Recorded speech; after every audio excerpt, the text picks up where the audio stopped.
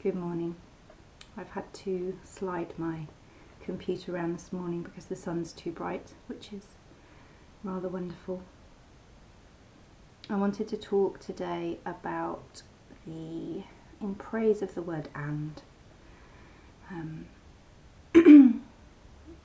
Like many of you, I'm sure I've been up and down with, over the past few weeks, months, with processing the new normal.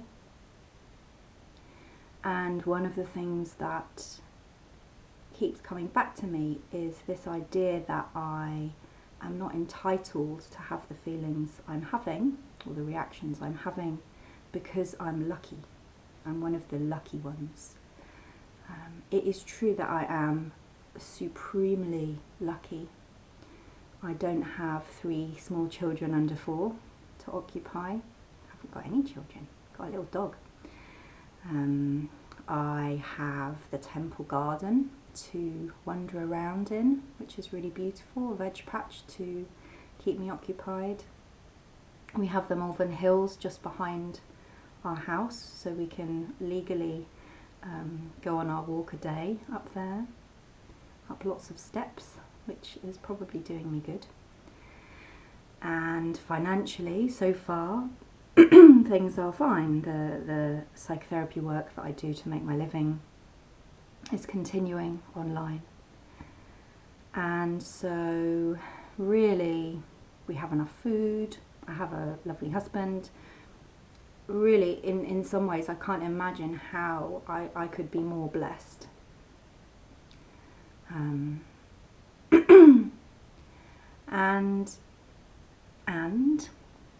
I have had various reactions to what's been happening. I've had rebellious parts that haven't wanted to be told what to do by the government, although I completely understand why and actually think that they should have gone much further, much quicker, but that's another story. I have parts that have really depended on small comforts, like, going on day trips to the countryside and having meals out, that are kind of flailing about a bit. I hadn't realised how much I rely on some of those simple things in order to feel sane, in order to hold everything together. I have had anxiety about becoming ill myself, or people I love becoming ill, or how is it that our Prime Minister is ill and what will that mean for the way that the country is governed.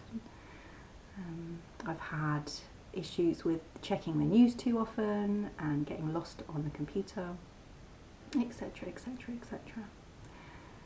And some of that experience, some of those reactions has been quite deep. It's been difficult. It's been difficult. So this is where the and is really helpful, because I am supremely lucky and I am having a hard time, and that's okay. I think that we often misunderstand things. Like, something that often comes up is blame.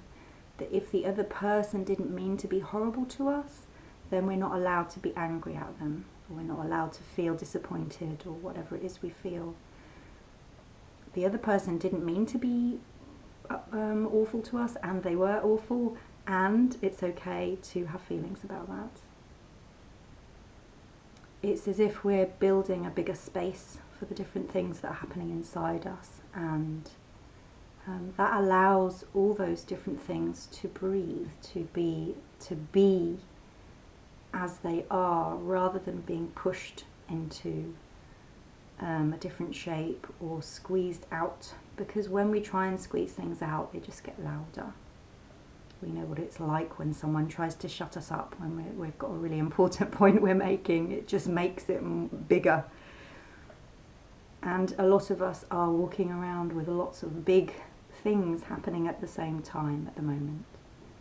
So my offering today, my suggestion today, is that you insert the word and whenever you can, especially when you're talking about how you feel. And